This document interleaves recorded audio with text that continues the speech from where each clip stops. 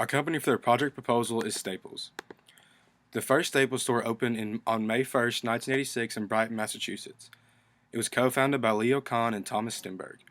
Their goal when they opened the store was to make office supplies affordable and accessible for everyone.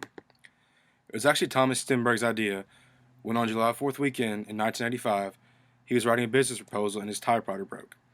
Because it was a holiday weekend, local suppliers and stationery stores were closed. After driving from store to store and not finding the correct ribbon, he came to the realization the world needed a supermarket for office products. 10 months after that idea, Staples opened their first superstore. Since then, they have opened over 1,600 stores in North and South America, Europe, Asia, Australia, and New Zealand. Whether it's from starting a business or being the world's best teacher or just checking off a mile-long to-do list, they want to be there to help you. Their slogan right now is "Make More Happen." They do that a lot in their business with the products and services they offer. They want to be there to make you do anything that you want to be able to do. But they also do that. They bring that idea to outside the business world. They bring effective and meaningful change in community, environment, ethics, and diversity and inclusion. They are very active in being a green company and have actually won many awards in that area, such as the 2014 Energy Star Partner of the Year and being on the 2014 Green Rankings Top 100 U.S. Companies. They hold all of their employees to a very high standard of ethics, and they've actually posted a statement on their website talking about their ethics. At Staples, doing right is just as important as doing well. That's why we hold our associates, from the boardroom to the store floor to the supply chain, to the highest standards of honesty, fairness, and integrity. We also work very hard to ensure all our associates, suppliers, and partners understand and abide by our ethical standards. Hello, my name is Luis Cornelio, and today I will be presenting the manufacturing problems that have come up to management at Staples. Staples has discovered that an office chair exclusively sold at Staples has come with some manufacturing errors. The manufacturer is Valverde, and they have received 1,233 seatback complaints and reports of 146 injuries. The cause of this problem has been discovered to be faulty bolts used to attach the backs of the seats. A news site has picked up the story and discovered that Valverde has had a history of manufacturing errors. These errors do not coincide with the Staples corporate responsibility. If you go to the website, staples.com, and click on the Ethics tab, you will be greeted with a page that says, "Doing right is just as important as doing well." This is something that we wholeheartedly believe in at Staples and regret that a manufacturing error like this has happened. Hi, my name is Michael, and I'll be discussing the research part of the project as well as the first and second recommendation. With regard to research, after receiving reports of a faulty product line coming from our Staples stores and websites, we felt the need to investigate more into the subject at hand. We found that in fact we were selling a product that was consistently being reported for having basic defunctive issues in manufacturing, and we found that this product line of chairs was being purchased from a manufacturer named Valverde Dutch. The reports received detailed how the products support bolts attaching the seat backs on the recalled chairs, loosening and possibly detaching, which posed a fall and injury hazard to customers. Our HR department found that there were almost 1,300 seat back detachments, and this resulted in almost 150 injuries, including those with back lacerations and concussions. We found that dealing with these types of manufacturers is actually a typical occurrence in the day-to-day relations with these large retailers, and that this incident can be put in the past if it were to be handled correctly. Other massive retailers have done this in the past when experiencing this, and Staples must act accordingly in response to the customer's feelings. We must follow in the footsteps of industry mogul Walmart in the way they have acted with following their product recalls. An example of this, we found a USA Today article about Walmart recently having to recall a line of humidifiers that they purchased from brand name manufacturers that resulted in over $19 million in personal damages of customers who bought the product. Yet Walmart has been untroubled by these deadly faults within a product that they sold. They basically did this by monitoring complaints and responding to customers' concerns, maintaining full liability and responsibility when dealing with customers who purchase these faulty products. Uh, we'll try and manage this crisis in a similar way. And as we were finishing up our inferences from all of our data, we upheld the decision that Valverde Dutch is to be at fault for the faulty line of chairs, but we are also to be at fault.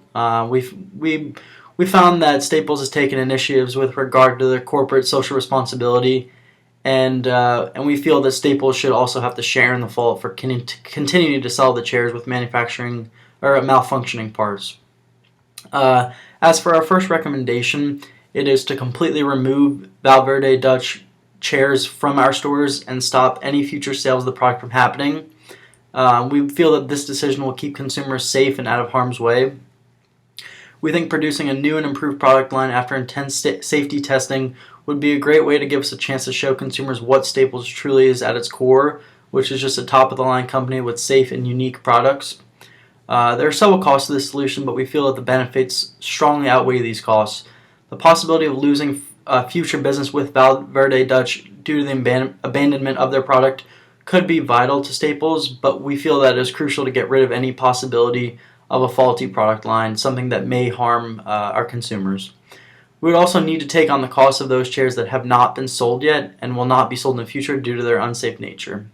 We feel that by producing a new and improved product line, it gives us the opportunity to move on from this experience and allows us to showcase what Staples truly stands for. Our second recommendation is to continue selling this line of office chairs, but now to include a warning label as well as a repair kit. If consumers find themselves with a chair that is equipped with faulty bolts, they can go and fix it on their own. We would continue to sell the product, but now we would sell it at a heavily discounted price. We think this would be fair to consumers and it would allow us to still make somewhat of a profit. Rather than just scrapping any remaining inventory, we can somewhat salvage it. And we think that this option would allow us to keep the daily operations of Staples to stay the same and keeping costs similar to what they would be if we didn't have this problem. We feel the largest benefit to this option is that it gives us the ability to continue the day-to-day operations without having to halt production and make a completely new line of chairs. We wouldn't have to make any significant changes to the operations of the company, and we'd still be able to make somewhat of a profit. This alternative also gives us more time to collaborate on a new and improved product line while still selling the current line of office chairs. Thank you for that, Michael. Now, as we move along in our presentation, we come to our third recommendation as a company for Staples. And our third recommendation is to give customers that purchase a faulty product, Valverde Dutch chairs, a full in-store refund. Now, we developed this recommendation as a business plan from a fellow retailer, actually the largest retailer in the world in Walmart. And if you go to walmart.com, you can see all of their faulty product recalls, and there are hundreds listed. The list just goes on and on. And you might think, how as a company are they able to retain so many customers yearly while still having numerous faulty products being sold at their stores? And we think the answer to that is that, as you can tell, anytime you enter a Walmart store, you'll always see their customer service desk completely filled with lines. Millions or hundreds of people there sometimes in the large stores.